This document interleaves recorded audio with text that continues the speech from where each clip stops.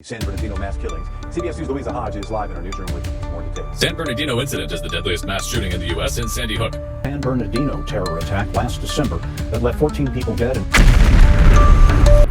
एक iPhone unlock नहीं हुआ तो नहीं मिला 14 लोगों की मौत का रहस्य। दरअसल मैं ये क्यों कह रहा हूँ, आज दिन है 2 दिसंबर 2015। अमेरिका की धरती पर एक सामान्य दिन और लोग अपने अपने कामों में व्यस्त थे, लेकिन किसी को यह अंदाजा नहीं था कि आज अमेरिका के कैलिफोर्निया का एक शहर दुनिया के लिए इतिहास बन जाएगा। आज की यह घटना दुनिया के सबसे पावरफुल कंट्री की सुरक्षा पर सवाल खड़े कर देगी। दरअसल यह घटना सैन बर्नार्डिनो कैलिफोर्निया के एक शहर की है, जो कि लॉस एंजलिस से 100 किलोमीटर दूर एक शांत शहर है। और कैलिफोर्निया के इसी शहर में एक इनलैंड रीजनल सेंटर था, जहां विकलांग लोगों को सेवाएं दी जाती थी, जो कि स्वास्थ्य, शिक्षा और सामाजिक कार्य करता था। और यहीं पर सरकारी कर्मचारियों की एक मीटिंग चल रही थी, लेकिन किसी को यह अंदाजा नहीं था कुछ ही देर में यह जगह मौत का मैदान बनने वाली है। अब समय है लगभग 10:58 और अचानक गोलियों की आवाजें गूंजने लगती हैं और अचानक 2 आतंकवादी उस बिल्डिंग में घुस जाते हैं और घुसते ही लगातार गोलियां चलाने लगते हैं। और इस समय इस बिल्डिंग में 40 से ज्यादा लोग मौजूद थे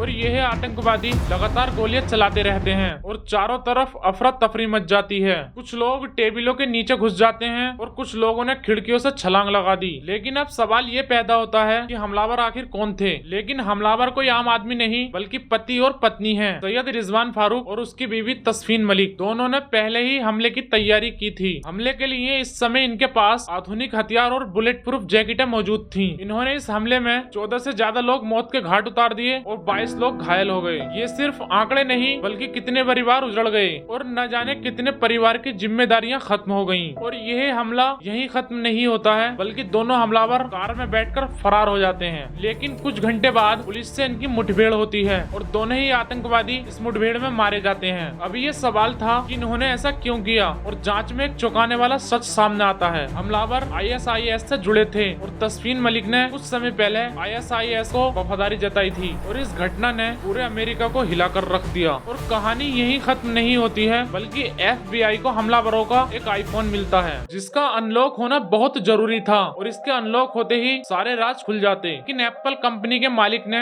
आईफोन को अनलॉक करने से डिनाई कर दिया और FBI को कंपनी की तरफ से जवाब मिलता है कि यूजर की सिक्योरिटी हमारी जिम्मेदारी है। लेकिन FBI की तरफ से कहा जाता है कि देश की सुरक्षा सबसे पहले है। और आईफोन अनलॉक न होने के कारण यही विवाद दुनिया में चर्चा का विषय बन गया और 2015 से आज तक इस केस की कोई भी जानकारी नहीं मिल पाई है। अब सवाल पैदा होता है कि क्या आईफोन अनलॉक होने पर आगे की जानकारी मिल पाती या नहीं। आतंकवादियों ने पहले भी कई खतरनाक हमले किए हैं, जिनके पीछे कुछ न कुछ सच छुपा होता है। और इस घटना को 10 साल बीत चुके हैं, लेकिन आज तक इस घटना का कोई भी सच सामने नहीं आया है। यह अटैक अमेरिका में 9/11 के अटैक के बाद सबसे खतरनाक हमला था और यह हमला अमेरिका का दूसरा सबसे खतरनाक हमला बन जाता है। अगर आप 9/11 अटैक के बारे में नहीं जानते तो कमेंट बॉक्स में बताइए, ताकि मैं आपको अगली वीडियो 9/11 अटैक के बारे में बनाऊं। दोस्तों, ये मेरी पहली वीडियो है। अगर इस वीडियो में कोई कमी हो तो आप मुझे जरूर बताइएगा।